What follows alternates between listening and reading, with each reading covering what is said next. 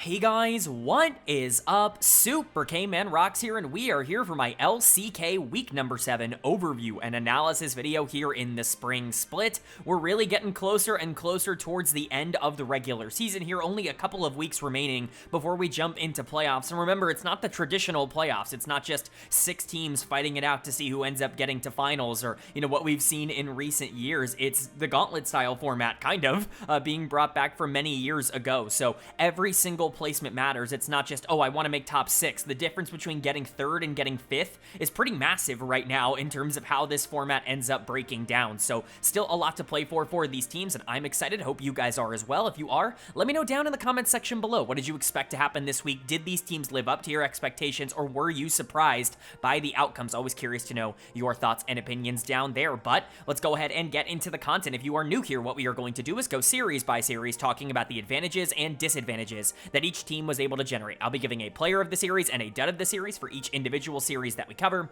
and at the end of the week, I will be giving a player of the week and a dud of the week to tie everything into a nice, neat little bow. We will, of course, be updating my personal power rankings from number 1 to number 10 at the end of the week as well, kind of talking about what teams are moving in the right or the wrong direction, but most of today will be spent talking about the games themselves. So, without further ado, let's go ahead and jump into day number 1. We always kick off day number 1. I wonder why that is. Maybe it's because it's the first day of the week, but we almost always get an interesting matchup to kick off every single week, and that certainly was no exception here, as we saw BNK FearX taking on NS RedForce, and NS is going to pick up the 2-1 series win, and I'd love to sit here and say that this was a dominant NS victory, that they completely outplayed BFX, because you can look at the scoreboards and look at the times of their wins and say that they were pretty dominant here, but a lot of this series was BFX just making mistake after mistake and kind of running themselves into the ground and kind of allowing NS to just pick up the win for free. I like this NS team quite a bit. I've moved them into my top 4 because Dplus KIA has just not been consistent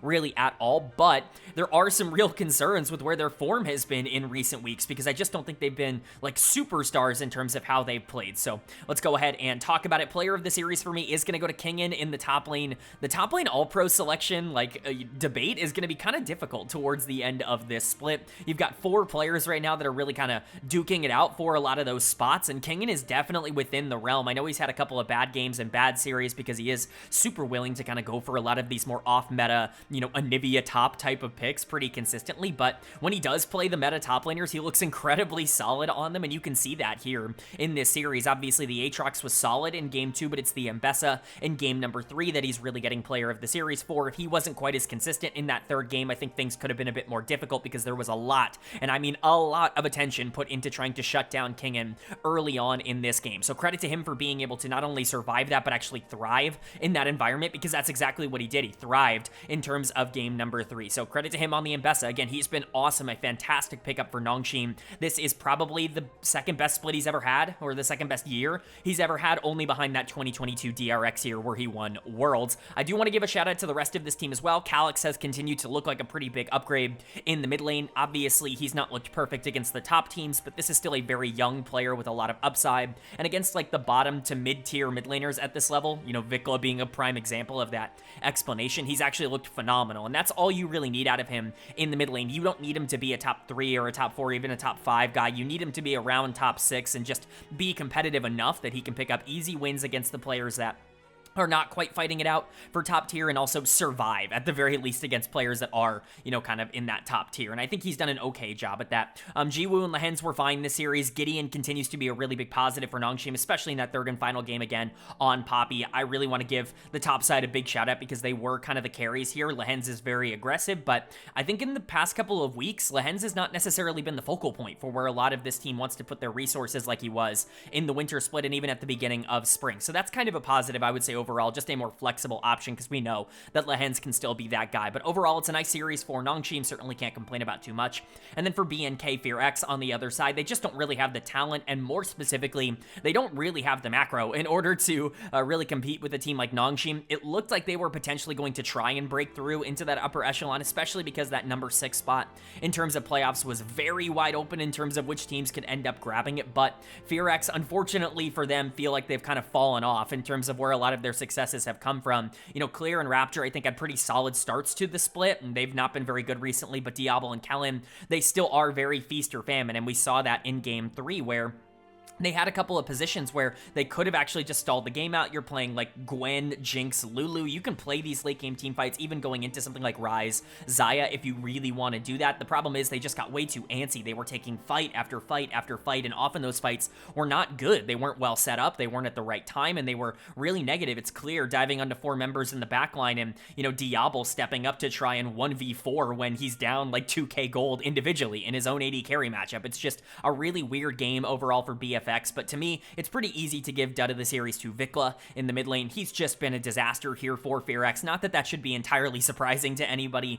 You know, I was defending him when he was in North America. I think he was a little bit better there than people give him credit for, especially in Spring Split. He obviously fell off super hard in Summer and, you know, really ended up tanking FlyQuest season, but there were moments in Spring where he at least looked like the player he was supposed to be. Goes over to the LPL and kind of has the opposite effect. He's miserable in the Spring Split and then gets a little bit better in Summer, gets invited back here to the LCK. But again, I have to reiterate, the problem in the LCK is just every single matchup is hard. Like, there are no easy mid lane matchups in the LCK. You've got to play some of the best mid laners in the world every single game. It's not like in the LPL where you only really have to go through, you know, 4 or 5 teams with great mid laners. It's every game in the LCK, so Vikla's just not able to hold up at the same level. I think that there were moments on the Annie where that just didn't work out, but he's getting dead of the series as well for game number 2 on the Tristana, where he was quite bad. I do want to criticize Diablo. I know I've been, you know, a Diablo glazer at least a little bit, maybe not quite as much as Reddit is because they love him as a player, but he has been exceptionally good, easily the best player on this team, but he has some head-scratching decisions. Again, I've always said he's like a slightly better version of Paddock. I shouldn't say slightly. He is a better version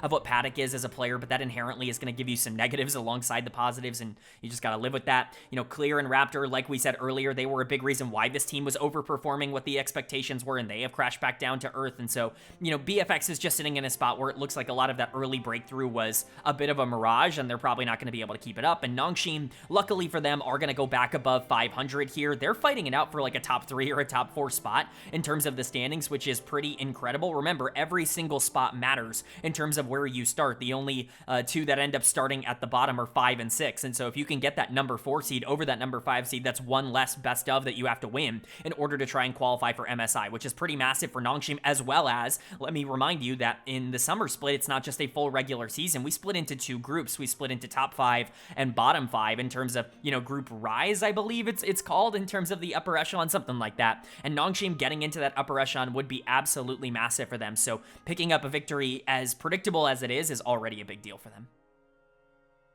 Then moving on now to series number 2 of day number 1, and we had a matchup between DRX and Dplus KIA, and luckily for DK, they're going to stop the slide here. They're going to pick up a 2-1 series win and end their losing streak that has really crushed them over the past couple of weeks, because it's kind of been a disaster for Dplus KIA. I don't even think that that is an overstatement. I really do think it's been that bad for them, and DRX, to their credit, did put up at least a little bit of a fight in this series, some positives and some negatives to take away from how they ended up playing things. I still think LazyFeel has been a gigantic upgrade for this team, and honestly, he was the best player on this team in this series. He was really the only one consistently creating advantages for them. I think Ondel was kind of a part of that as well, and we'll talk about that. The bot lane in general impressed me for DRX, especially in their game 2 win, but in their losses, they didn't really look like they were going to be all that competitive, and the raw, like, problems that they've had over the past couple of weeks are definitely still there. But for DK, maybe this is just a sigh of relief, but being able to pick up a victory here, as, you know, expected and predictable as it is, to pick up one over DRX is massive for this team's confidence, even if they kind of looked bad in this series, if we're being entirely honest. So let's go ahead and get into it. Lucid is going to get my player of the series coming out of the jungle, although I think it's kind of up for debate. A couple of different areas you could have gone with this. I think Lucid was the most consistent across the whole series, specifically his game number 1 on the Sejuani really is the thing that tipped me over the top. Outside of that, I would have went for Shiwu as player of the series, because I do think he kind of dominated game number 3 more than Lucid did on the Neferi, regardless of how all the smites ended up going. The 50-50s ended up being set up for DK, so you know, there is that, but Lucid definitely deserves some shout-outs for being consistent, for being the one that was good across both of their wins, which not everybody is going to do here on DK, especially someone like Beryl who's playing Fiddlesticks in game number 1. It's not always going to be the pinnacle of consistency for this team, but Lucid, I think, at times has kind of been the anchor, the rock for them. I don't think he's been nearly as good as he was at the beginning of the year, but at the end of the day, he just needs to be good enough, and I think he was in this series. But like I said, pretty massive top gap, especially in the back half of this series here. Shiwu versus Rich which is predictably not in favor of DRX. It's very much in favor of DK in terms of how that ended up going. The Camille in particular in game number 3 decimated this matchup, and Rich really had no answer. Shiwu's one of the better laning top laners that we have in the LCK, and Rich is maybe the worst laner full stop in the LCK regardless of position, so should be no surprise to see the matchup go that way. I think you're going to look at the KDA and maybe say that Showmaker had another series where he was a little bit more up and down. I don't think that's accurate. I think he was way better as a mid laner this series than UCal was on the other side, even if the KDAs don't necessarily indicate that. He was always up in gold and in experience and in pressure, mostly in the mid lane, especially on that Galio in game number 3, where I thought he did a really nice job. There was a pretty big mid gap in this series, and Showmaker was in favor of that. Aiming and barrel were generally fine, especially barrel once he got off of the fiddlesticks, because I'm really not a fan of off-meta stuff for a team that's already really struggling a ton right now in the LCK. So for DK, it's fine. You picked up a win. That's what you wanted to do. You needed to halt the losing streak, and you did it against one of the worst teams in the league. Congratulations. But for DRX, they at least put up a pretty decent fight. The problem is that there are problems that they have shown over the past couple of weeks that have kept them out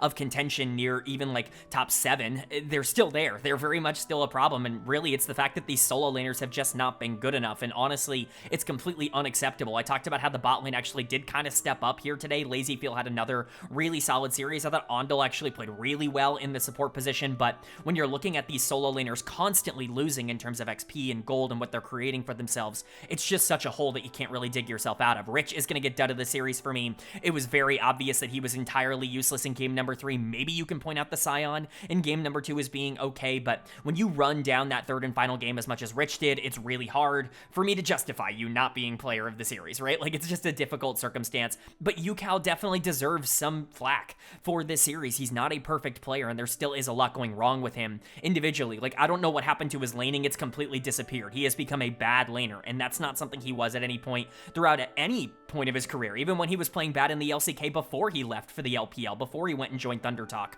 over in the LPL. Like, he already was always a good laner. He just wasn't always good at translating that into something late game. Now he's just a bad laner. Like, there's nothing else to say. Over the past 3 or 4 weeks, he's been one of the worst 1v1 players in the league, and it's completely unacceptable. I don't know if his mental is just completely broken, but something is wrong with UCal right now. Sponge got out jungled by Lucid, but at least he was in there for some of the 50-50s, and like I said, the bot lane was solid, but DRX is just not a complete team, and even with some of the flashes of life that they've been able to show in the past, you know, I think this is the best version of their roster. If UCal specifically is not going to play well, this team is kind of doomed. And then for DK, nice win pickup here. Again, just halting the losing streak. They have another pretty easy series that they should be able to win later on in the week, but nothing is guaranteed with this roster and with this org in the way that they're currently playing. Then moving on now to day number 2, and I know I say this a couple of times every single split, and some people might be like, well, you can't say this every week, but I truly mean maybe the biggest upset of the split up until this point, KT Rolster taking on Hanwha Life Esports. And KT Rolster picks up the 2-1 series win, because of course they do. Did anybody expect anything even remotely different from this team? We were honestly surprised that they weren't able to take it against Gen.G. I know that that's what Reddit was kind of pushing, but, you know, Hanwha Life might as well be one of those upper echelon teams. They're sitting at 11-1. Their only loss so far this split has been to that Gen.G roster, and so of course they end up falling to KT Rolster. Now, there were some predictable pieces in this win, some unpredictable pieces in this win, because it's some of the players on KT that have not been quite as good as of late that really stepped up and actually carried this team in this series, Cuz and Dectum to be specific. But for Hanwha Life, this was a predictable kind of loss for them. This is how they've lost almost every single game that they actually have ended up losing across this entire year. It's Zeus just not really participating in the top lane. Credit to him, he's been incredible in their wins, but he's been super inconsistent in their losses, as he's always been as a player. And it's Peanut not having any pressure in the early game, and then all of a sudden Zeka and Viper can't do enough to be able to carry this team across the finish line. So we'll go ahead and get into it, starting, of course, with KT Rolster, because we talk about the winning team first here. Cuz is going to get my player of the series. I really debated. I went back and forth between Cuz and Dectum for quite a while, because both of them really deserve player of the series in this one. I think they both played absolutely phenomenally, but Cuz really was just a tad bit better, especially in the beginning of the series. For me, that Nidalee game in game number 2 is kind of what sealed it, although Dectum was incredible on Kalista in game number 3, and he still was very good on the Ashe in game number 2, but really this is locking in a style for me when it comes to KT Rolster and an identity for how they want to play out some of these early laning phases, which is to say that we need Dectum to be on something that can just be useful, no matter what. The Ashe, the Kalista, the Jhin, these more utility-oriented AD carries. Not that Kalista can't be a hyper carry, not that Jhin and Ashe can't do a ton of damage, right? But the main idea of these champs is just to be solid and consistent and allow Dectum to not be the primary focal point, to gain resources on his own and then be able to do well in late game team fights. You don't need to put pressure into him in the bot lane. You can allow that for Cuz in the jungle and you can start to get him rolling. I've been very critical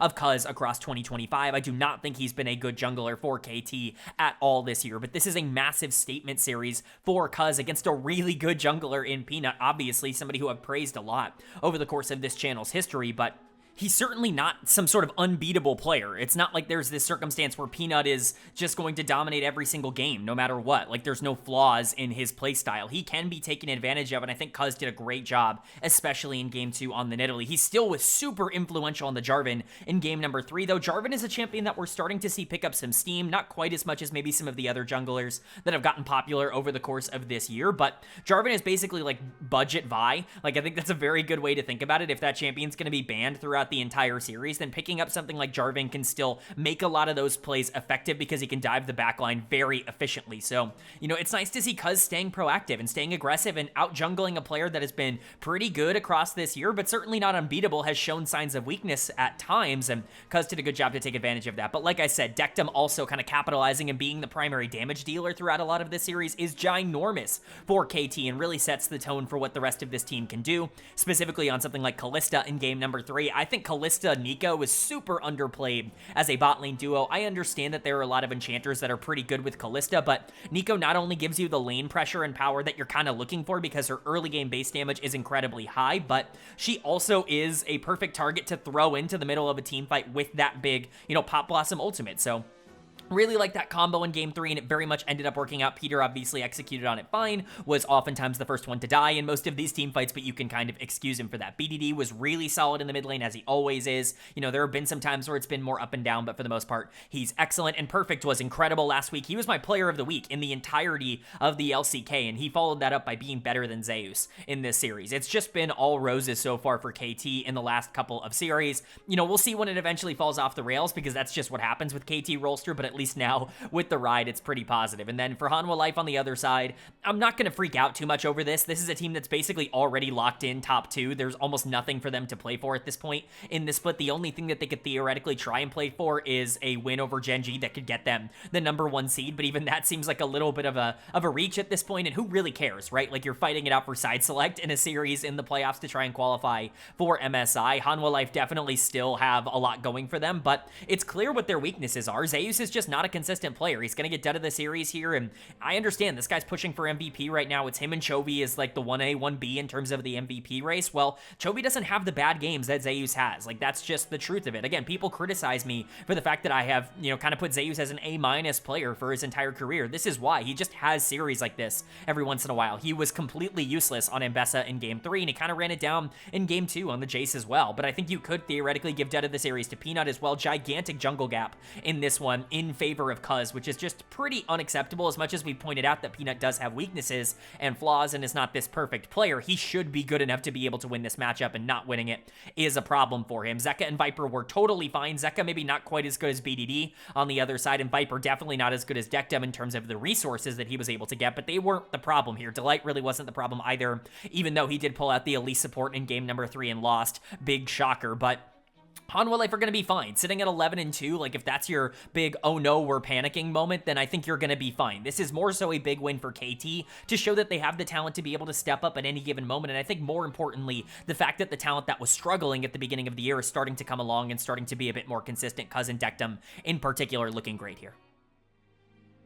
But then moving on to our second series of day number 2, and a pretty obvious outcome as we saw T1 taking on OK BRION, and T1 is going to pick up the 2-1 series win. Again, no gigantic surprise here. T1 is the better team, but the more interesting conversation to have is the draft in game number 3 for both of these sides, and both for good and for bad. It's a really fun conversation. The main takeaway that everybody's going to be talking about coming from this series is, of course, Talon Jungle being brought out by Owner, the first Talon Jungle worldwide, especially in a the Tier 1 region, I believe, in 2025. Very exciting to be able to see that. The only unfortunate thing is that I did cover the Talon Jungle game from Kanavi already in the LPL video that happened after this game, just because of the way the schedules end up working out, but still, pretend like this is the first time I'm talking about Talon Jungle on the channel, and then we can also talk about Bro's draft, which is just disastrous in a couple of different ways. It just feels like this is every champion that I would advise people to be a little bit cautious picking, specifically things like Trundle. You know, Zoe in the mid lane is certainly an interesting pick for closer. You know, Lucian Nami can very much work, but you gotta be able to win early, and it just did not end up working out for Bro in this one. So let's go ahead and talk about it. It's hard not to give player of the series to Owner once again here, specifically for the Talon game in game number 3, but also for the Xin Zhao in game number 1. But at the end of the day, if he wasn't able to take over the game in the way that he did on Talon, it wouldn't even be a conversation. I loved his game number 1. I thought it was pretty solid for him, but, you know, he's the headline grabber here. And honestly, very quietly, he's making a pretty strong MVP case right now in the LCK. I know we've kind of talked about it as if it's a Chovy and Zeus like 2-horse race for a majority of the year, and because honestly, for a majority of the split, that's kind of been the case. But over the last couple of weeks in particular, Owner has very much reinserted himself into that MVP conversation, and I'm really excited to see if that's going to be something that's more consistent for him moving forward, if he's going to continue to build on that, because at this pace, like, could he actually be somebody that ends up winning MVP if he gets one player of the series every week for the rest of the split? Like, yeah, it's certainly on the table, but, you know, how many times is he going to be able to get dominant, aggressive picks like this? I think it's really just up to what T1 want to end up playing for, and he's certainly not the only player on the team that's playing well right now, or even played well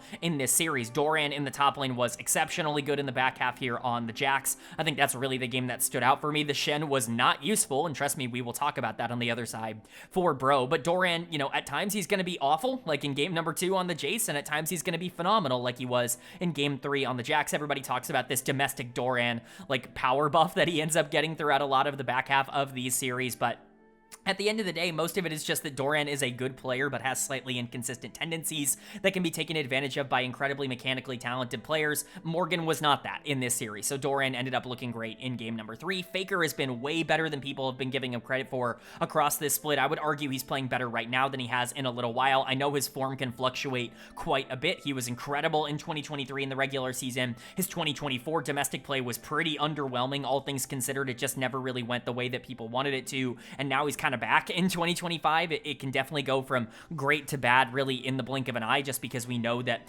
he's got some injuries, right? He's got some fatigue that's been wearing on him for playing all these years, but when it does work, it looks incredible, and he's been great across the last couple of weeks in particular. And Guma and Carry, I think, are starting to settle in again. I've not really been impressed with them as a bot lane so far in 2025, especially considering what they were last year and what they've been throughout their careers. I think this is the weakest iteration of this duo in the bot lane, probably because of a lot of the noise going on outside of the game, but for the most part, it's fine. And then for Bro, on the other side, I like this team. I certainly don't think that they're awful. I just think that they don't have the talent to beat T1, and that's totally fine. Krako was actually spectacular in this series. He was incredibly good on Wukong in game number 2. I'm not going to say he solo won that game for Bro, but he came very close to solo winning it on the Wukong, so really nice from him. I think he's a very big upgrade to Hanbok here in the jungle, and I continue to believe that this team will get better the more they can start integrating him into the rest of what this team is doing. Closer has quietly been phenomenal across this split, and I get that maybe this series wasn't a great representation of that, but he still was very good on the Talia in game number 2 and can still open up the map quite a bit. He's going into an in-form Faker.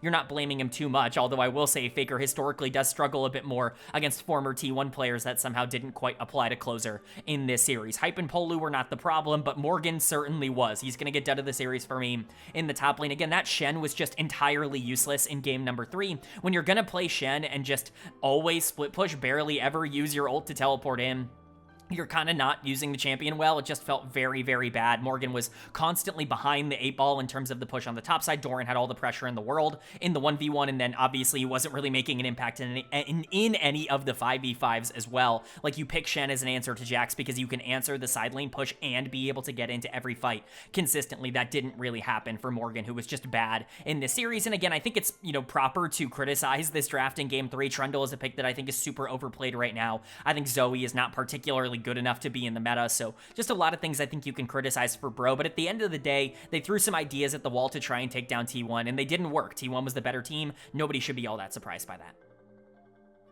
Then moving on now to day number 3, our middle day here in the LCK, and we kicked it off with a matchup between Dplus KIA and BNK FearX, and DK picks up another win this week. They get themselves back to 500 after being 2 series below it heading into the week at 5-7. They are now at 7-7, and they're actually above that in terms of game score. They're sitting at 18-17, 1 game above 500, which is obviously ideal, but this was a super clean series from them. They decimated BFX, which is a good sign, and for BFX, obviously this team is falling off, like they're not as good as they were at the beginning of the split, yada yada yada, but let's not pretend like we're surprised by this outcome. This is much more expected in my opinion than BFX actually being close to a playoff team. There was a reason I had them number 10 in my preseason rankings and number 10 in my pre-spring rankings, because I just don't know if this team has the firepower to compete with everybody else in the LCK, regardless of if Diablo and Kellen are going to be really interesting as a bot lane, and that's kind of showing itself to be true right now. So let's go ahead and get into it. For Dplus KIA, player of the series is pretty obviously going to go to Showmaker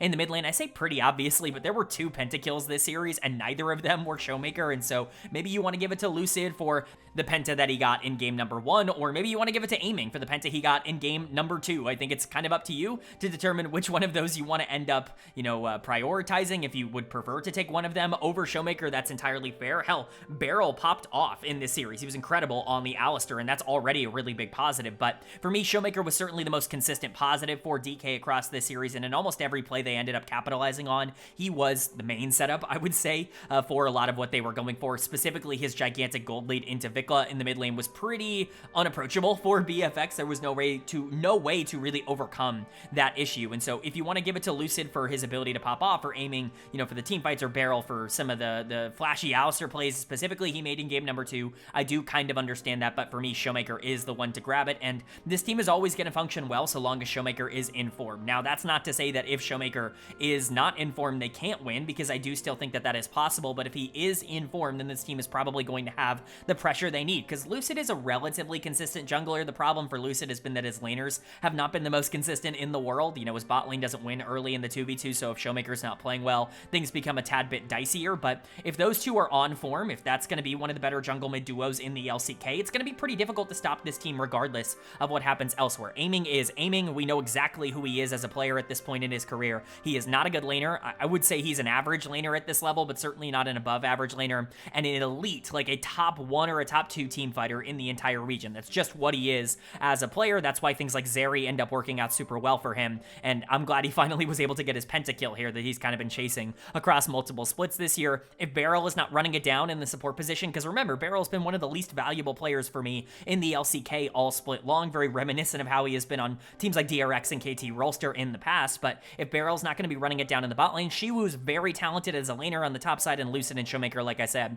can really dominate when they're clicking. Things can work out for DK. They can be one of the better teams in the entire league. It's just all about getting there for this team. And then for BFX on the other side, nobody's really surprised by this outcome. If you're surprised by this outcome, I really don't know what to tell you. Maybe you believe too much in the hype that BFX was building, and I was kind of there for a bit. I had them in my top 6 in the power rankings for a time because they were the only team in the bottom echelon that was even trying to win games at a point, but Raptor and Clear have completely fallen off. Vikla was never good in the LCK, and Diablo and Kellen now have started to underperform in terms of what their consistent performance has been across the past couple of weeks, and that is a death sentence for BFX. Clear is going to get dud of the series for me, although it's between him and Vikla. In my opinion, it should be one of the 2 solo laners. A lot of people are going to point to Raptor in the jungle, but I honestly don't think this was entirely his fault. I do think that there were a lot of things he could have done better. This was not a good series by Raptor by any means, but Clear was worse on the top side. Not only was he making bad plays, but when he wasn't making bad plays, he was making no plays, which is arguably even worse than just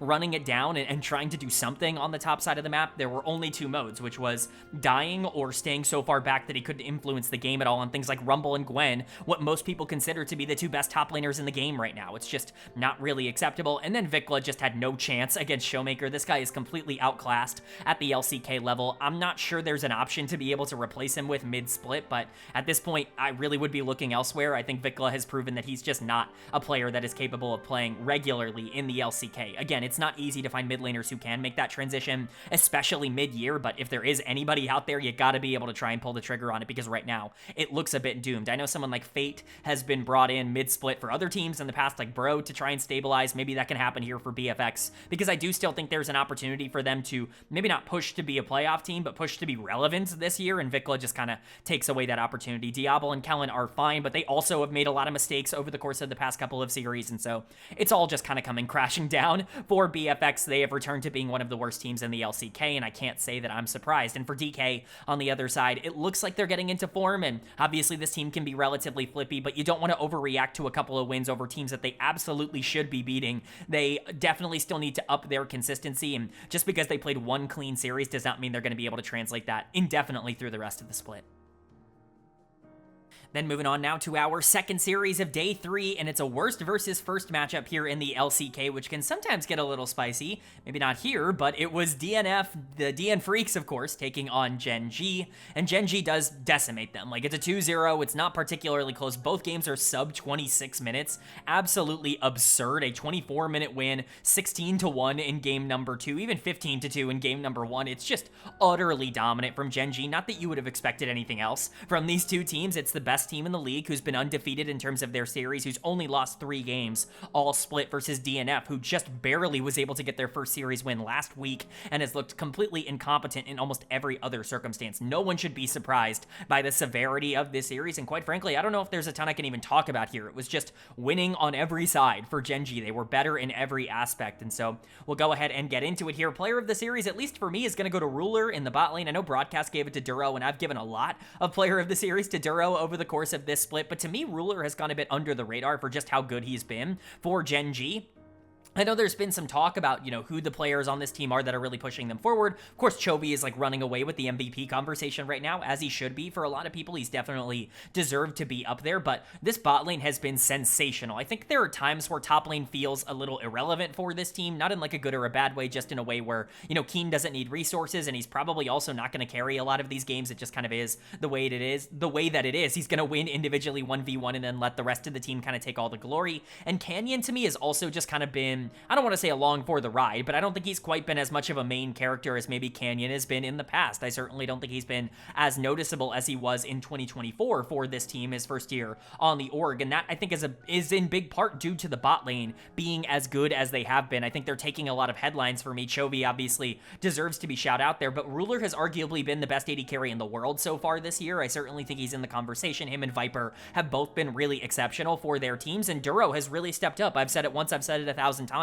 on this channel. I think Duro has really become probably the most productive support in the LCK and productive support in the world across this split. Now, part of that is because he gets to play with such a good team. He gets to set up some of the best players in the world pretty consistently, but Duro was a player I was pounding the table for a lot of last year in the summer split on FearX as well, and so to see him be able to show up on Gen.G, get his feet under him in the winter split, and then come out in spring and really start to dominate, I'm not surprised, and I don't think you should be surprised. He has always shown this kind of upside on tape, and I'm just excited to see him be able to pull it out. But Ruler, Duro, definitely kind of the main characters, I would say, for Gen.G in this series. But Chovy was great. Canyon mega gapped Pioshik on the other side. Not that everybody hasn't been mega gapping Pioshik, it's just been a disaster for him in 2025. Like I said, Keen was winning individually on the top side. He pulls out the Nidalee top in game number 2, which is always a flex sign that things are just going pretty well for the team. But it's Gen.G dominating. Are you really surprised? And for DNF, they got absolutely blasted, but are you shocked by this either? You really shouldn't be. There's nothing here that should be surprising. The only thing that's a little unfortunate is just how bad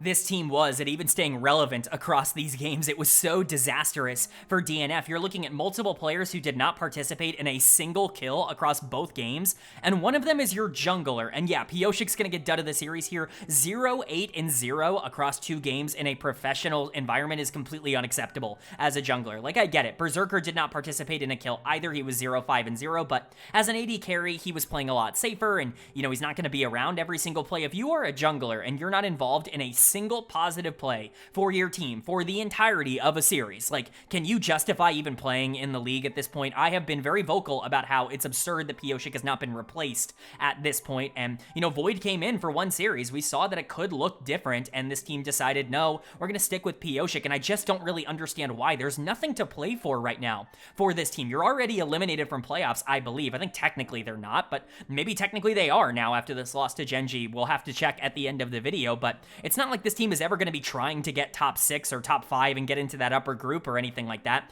This team is doomed, and so why don't you just put in young players who might actually have something to build on, rather than playing these veterans who have just continuously gotten worse year over year over year. It's really frustrating to me because Pyosik is just not an LCK caliber player anymore, and yet somehow, some way, he's still getting reps at this level. I just don't think it's really all that acceptable. Also, shout out to Bulldog. This is actually his first series all year long against Gen.G and against Chovy, because every single time the DNF have played this team so far this year, they put Pengyan in to just get absolutely destroyed by Chovy. This time it was Bulldog's turn to get absolutely wrecked in the mid lane. Not that that should surprise anybody. Ironically enough, he was probably the best performing member of the team in this series, at least in terms of not making horrendously awful plays. You know, Dudu at least had some moments as well, but, you know, Bulldog was not very good. He has not been very good, and he's gotten worse every single year. Dudu has completely regressed, although how much of that is him completely losing mental, because I certainly would on this team. Berserker and Life got obliterated in the 2v2. As much as I can praise Ruler and Duro, they've gotten worse every single split. Life was already playing the map incredibly poorly, but now Berserker is just losing in lane, which is a really bad sign. It's just a bad look for DNF. Not that it should be shocking. This was an expected blowout and a proportionately dominant victory for Gen.G. You got to be excited that they've kept it going, and they're on pace to continue their undefeated streak across this entire week.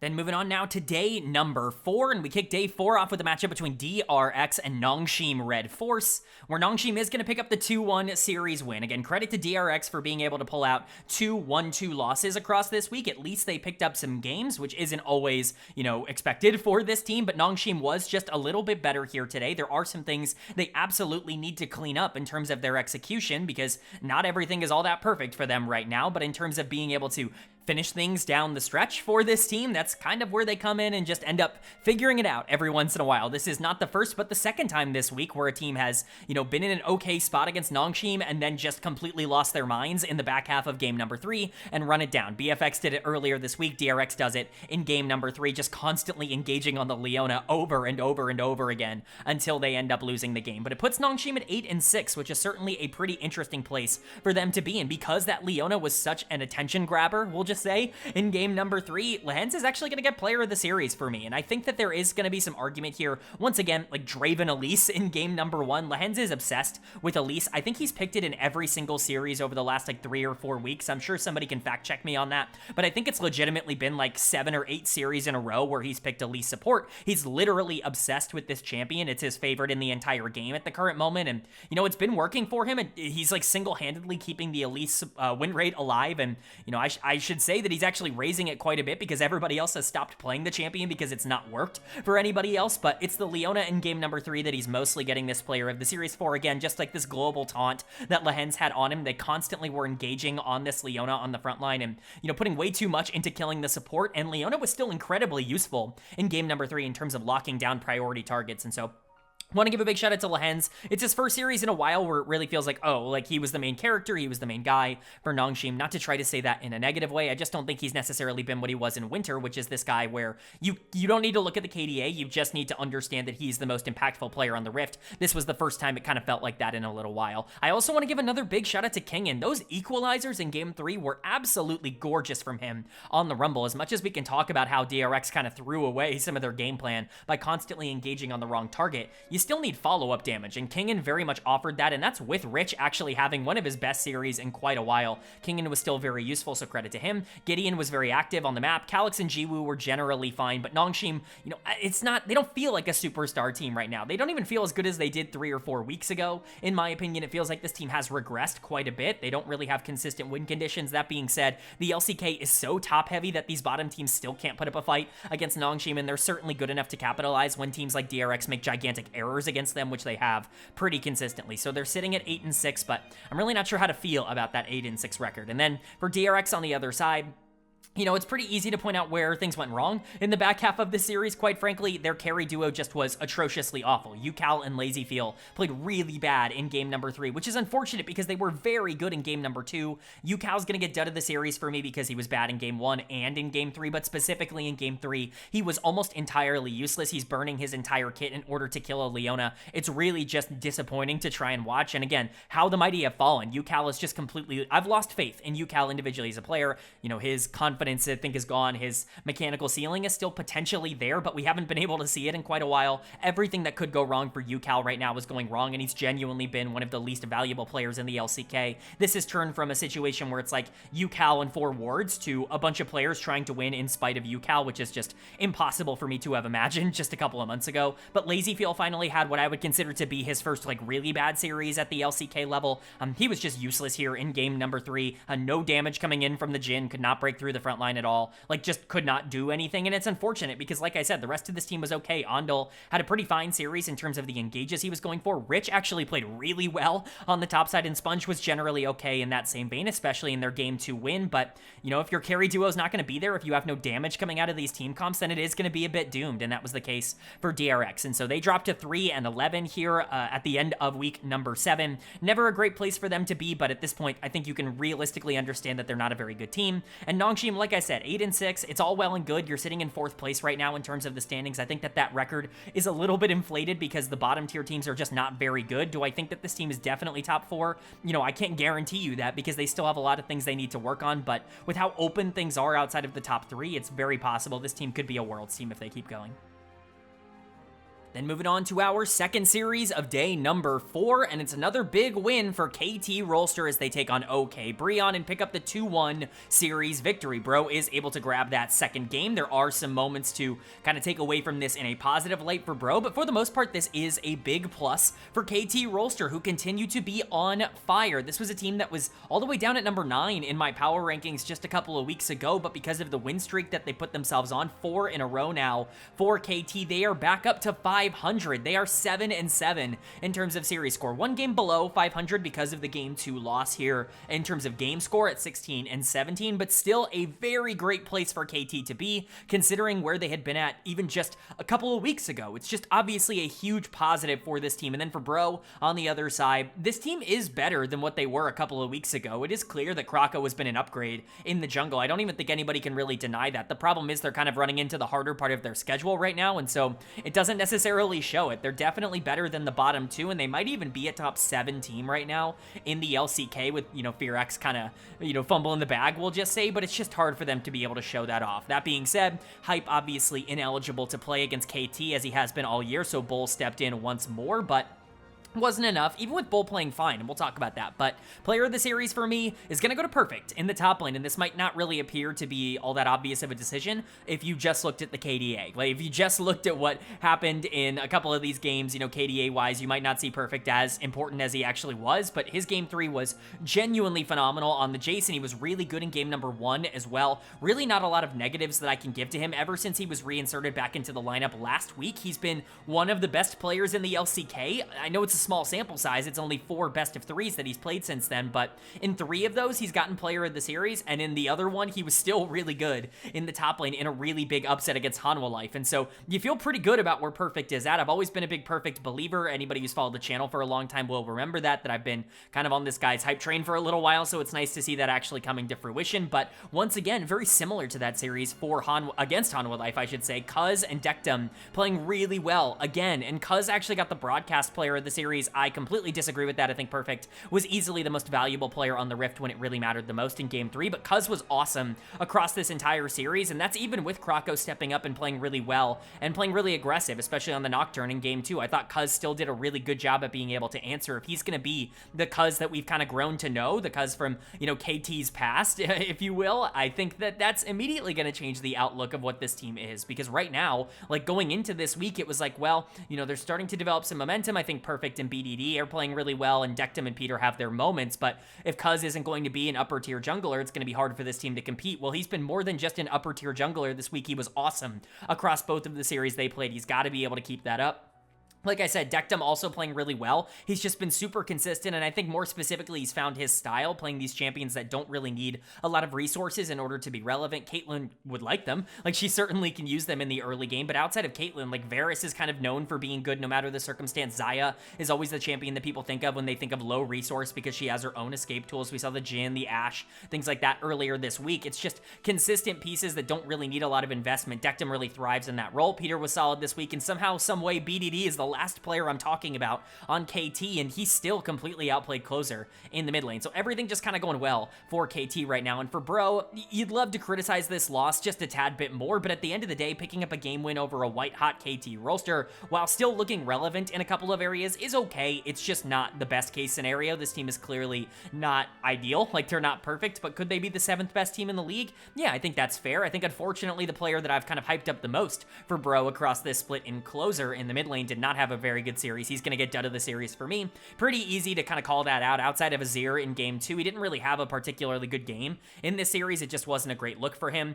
I think he's going to be fine. I think he's going to be able to bounce back. He didn't have a great week, all things considered, and this is a player who has struggled in the past. I've actually been pretty anti-Closer across his entire career, but he's been good this year. To me, it's his most productive year as a pro, and I think he'll be able to keep it up. Hopefully, this isn't the sign of things to come for them. Morgan had a pretty rough week. You know, both series, he ends up getting really outplayed on the top side. This time, a little bit less his fault, in my opinion. Krako, like I said, was pretty good, and honestly, Bull and Polu were pretty good as well. I'm gonna say something kind of controversial.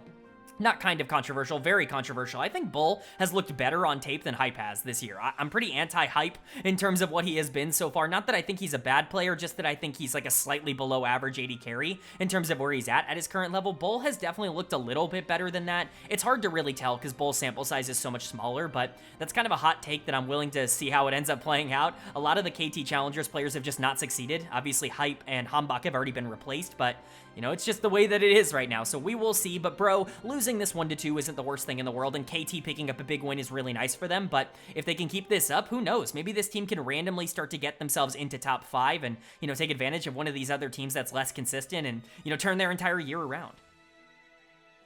But then moving on to our 5th and final day of action here in the LCK in week number 7, and we kicked off day 5 with a slaughter between Hanwha Life Esports and the DN Freecs. That HLE is going to pick up a 2-0 win in. No surprise here. Again, no shock to see this team decimate. It's nice to see them bounce back after that upset loss to KT earlier on in the week, but the DN Freecs are kind of the get-right series in the LCK. Nobody's really surprised when they get throttled in the way that they did. There are some takeaways, I guess, from this series that are worth talking about, specifically in game number 1, where I think there actually were some positives for DNF, but game 2 was such a disaster class, even after getting some early gold, that it's really, really unfortunate to even like think and talk about it, because this team is simply just that bad. One of the worst, if not the worst, in any major region right now, truly at that level. And then for Hanwha Life on the other side, it's nice to see that they can bounce back. This was a much more interesting series, I would say, from them. It's funny that they ended up, you know, dropping that series earlier this week, because they bounced back with a very interesting comp in game 2.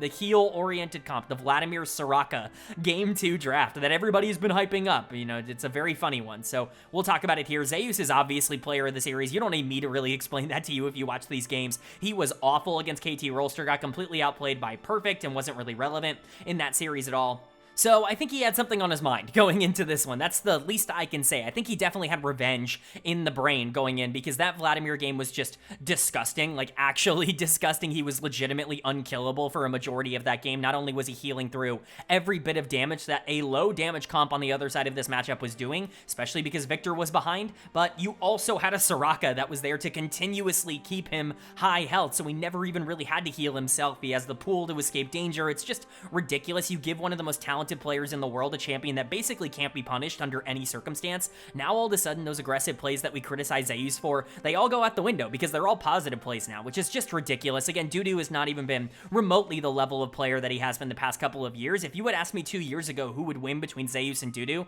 I would actually tell you that it's a lot closer than people think. That has not been the case at all anymore, and Zeus very much proved that. He was still pretty good on the Kennen in game number 1. You know, Kennen's a champion that I think is starting to make a comeback, specifically here in the LCK, because they're just addicted to that champion and the team fight potential that he offers, but the Vladimir is really what he's getting player of the series for, and it wasn't really up for debate. Viper is going to be the other option here.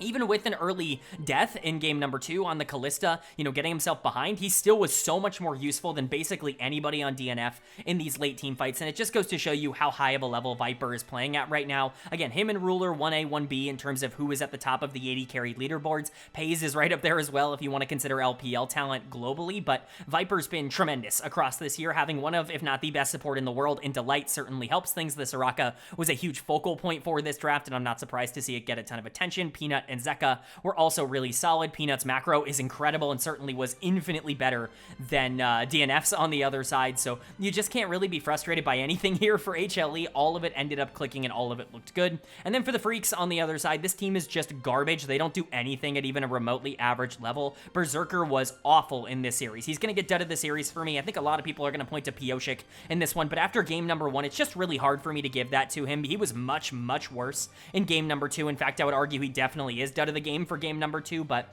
he was too relevant in that first game for me to give it to him. Berserker was bad in both. He wasn't relevant on the Misfortune nor on the Varus in the back half of the game, and that's just a problem. Berserker is supposed to be the rock of this team, the one player that's actually performing well, and right now even he is succumbing to what the horrendous nature of DN Freecs has become. So it's really just not good. His team fighting was literally atrocious. Like, I can't specify enough just how garbage it was in the back half of this. Berserker is, kind of deserved a couple of dud of the series over the past couple of weeks.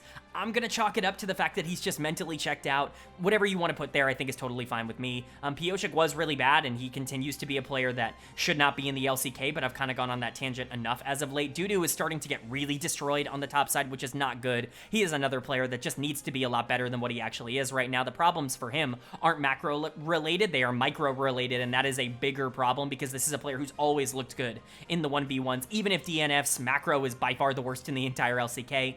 Bulldog was completely irrelevant here, and life has been bad all year long. There's just nothing else to say about DNF. They have the worst macro of any team I've watched all year long, and they also don't really have a lot of talent to be able to generate their own leads anyways. They are one of the worst teams in the entire world, and Hanwha Life, they are not going to fall twice to something like that. At 12-2, now they have definitely guaranteed themselves a top 2 seed. It's them and Gen.G that will be playing off in one best of 5 to determine who's going to win the LCK this split already because of the format. Very, very crazy format decision there, but Hanwha Life have definitely put themselves in a good position to at least compete for that.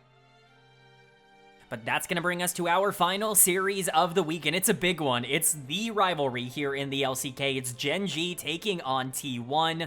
And Gen.G picks up a dominant 2-0 victory. They move to 28-3 on the year, 14-0, undefeated in terms of series score so far in the spring split. And as you can see, a couple of things up on the screen that aren't normally there. I wanted to keep them up here. Sometimes, we throw in some extra things to remind ourselves of what to talk about during these segments, but I wanted to keep them up because I think they're worth talking about and worth kind of showing off to you guys. First, the one at the bottom, Gen.G is now on a 20-game win streak. That's not a 20-series win streak. That's a 20-game win streak. They have not lost since 21 games ago. That's how ridiculous this team has been in recent memory, and also a little bit of a joke in the middle there, right, offering refunds of Faker Ahri skin after whatever that was in game number 1, which we will definitely get to, but as per usual, we talk about the winning team first on this channel. We kind of go over what they did right, and well, it's pretty easy to talk about what Gen.G did right because T1 did a lot wrong in this series, and most of what Gen.G was able to accomplish was capitalizing on the mistakes that T1 ended up making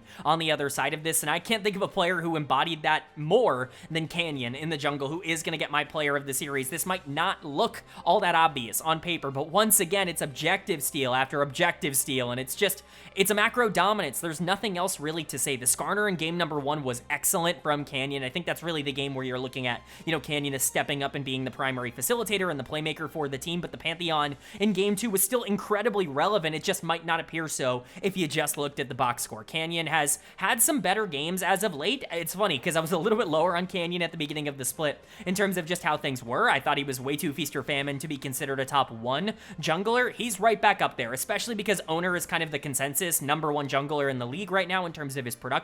And Canyon just kind of outplayed him in every aspect of the game in this series. It's definitely kind of a re-emergence of Canyon individually as a player, but it wasn't just him. You gotta give a big shout out to Chovy, who did get the broadcast player of the series, as he almost always is going to do when he plays well for Gen.G. He mega gapped Faker in this series. It's actually absurd. It's basically impossible that I think we finally gotten to the point where the Faker mind buff, like the Faker global taunt, has moved to Chovy. At least it looked like it in this series. They put so much attention into trying to kill him over and over again on the Azir in game 1, on the Galio in game 2, whatever it was, and they just couldn't do it. Faker got completely outplayed in this series by Chovy in a lot of these fights, got shut down and stopped in a lot of instances where he wanted to try and go forward, and a lot of that can be credited to Chovy. Now, all of it shouldn't be credited to Chovy. He certainly had a lot of help in this series, but the fact that it's there, the fact that jungle mid was so successful against Owner and Faker, Faker, who have been the strength of T1. It just goes to show where Gen.G is at right now. Ruler and Duro continue to be unreal. This bot lane was fantastic across this entire week. Guma and KIA were actually the strength of T1 in this series, and I don't even think that's debatable. Doran actually had a pretty okay series as well, but Ruler and Duro were maybe the most consistent players on the entire Rift. Keen was pretty solid on the top side, especially on the Ornn in Game 2, which I think is a style that, you know, Gen.G feel really comfortable playing towards right now. Keen on weak side. It's just crazy, man. This team is unstoppable if they actually play their own way, and you have to hope that this is finally going to be able to translate to something internationally, because it's been a bit frustrating to watch this team get so close and not be able to get over the hump. And then for T1 on the other side, what do you even need me to say?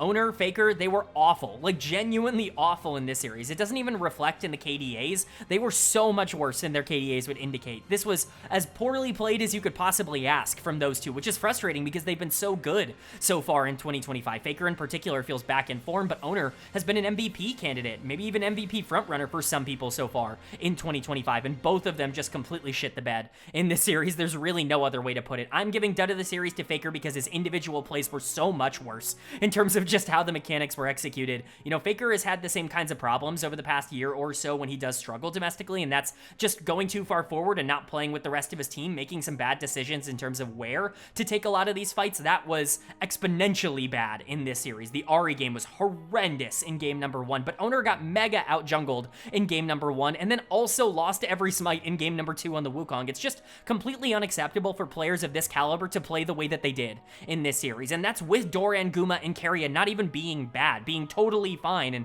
you could have won this series with the way that they ended up playing and, you know, with the setups that you had, but the middle of the map was just so destroyed and so behind that it was basically impossible. I'm not shocked that T1 lost to Gen.G. This is an expected loss. Even 2-0 would have been an expected loss. It's the way that they lost that's actually very concerning to me, and it does require, I think, some introspection coming in from T1. But for Gen.G, this is a ginormous win, and this team is just on fire. Again, I can't stress enough, they've won 20 games in a row. They have not lost a game in like a month. It's genuinely absurd to see what Gen.G is doing right now, dominating the LCK at 28-3, 14-0. You know, we've seen some dominant performances from this organization domestically in the regular season in the past. We've seen undefeated splits from Gen.G before. This might be one of the most dominant they've ever had, and that really is saying something.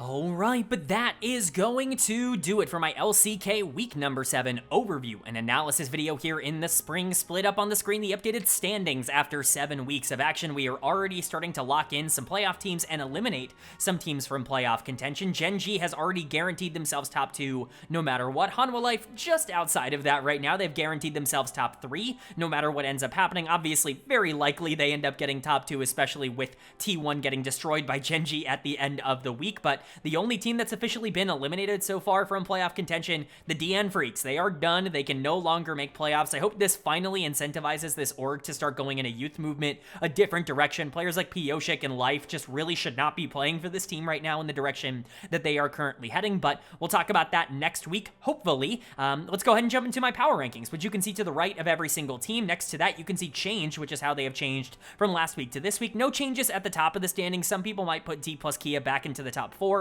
after their performances this week. I need to see just a tad bit more, and it's not like Nongshim didn't also go 2-0, even if their 2-0s were significantly less impressive, but there are changes near the bottom. Well, I guess one change near the bottom. OK BRION is going to be leapfrogging BNK FearX. I think Bro is better than BFX right now. I just believe in the team a bit more.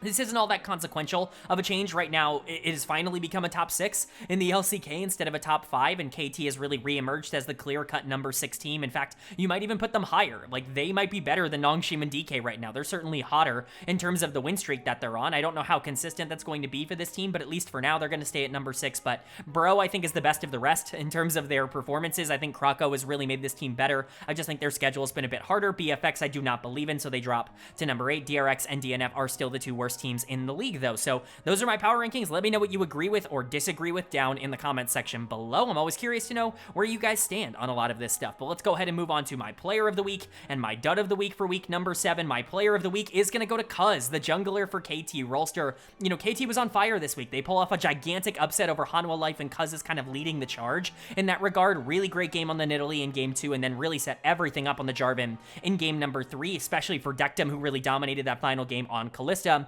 And then he was awesome against Bro as well. I highlighted the Wukong game here, but if you wanted to talk about, I believe it was the Trundle game in game number 2, go ahead. Like, that's also really good. He played 4 really good winning games across this week. So to me, Cuz was the obvious choice, especially for a team that really needed him to step up for player of the week. My honorable mentions: Ruler, the AD carry for Gen.G. Thought he was the most consistent player on the most dominant team in the league. Every single week we have somebody represented here from Gen.G. This week it just happened to be Ruler, who's making a case to be the best AD carry in the world. And then Lucid, the jungler for Dplus KIA. They had a really nice bounce back week in general as a team, and Lucid was a big part of that. Ends up picking up the pentakill in that first series, and then is super consistent across the entire week. So wanted to give him a big shout out as an honorable mention alongside Ruler. But my dud of the week, also kind of obvious in my mind, it's gonna go to Vikla, the mid laner for BNK FearX. He is just not good enough to be playing in the LCK right now, especially with this team starting to collapse. Elsewhere, Raptor and Clear not playing nearly as well. Diablo and Kellen have started showing signs of, maybe not being the best bot lane in the entire universe. Vikla's mistakes are becoming a lot more clear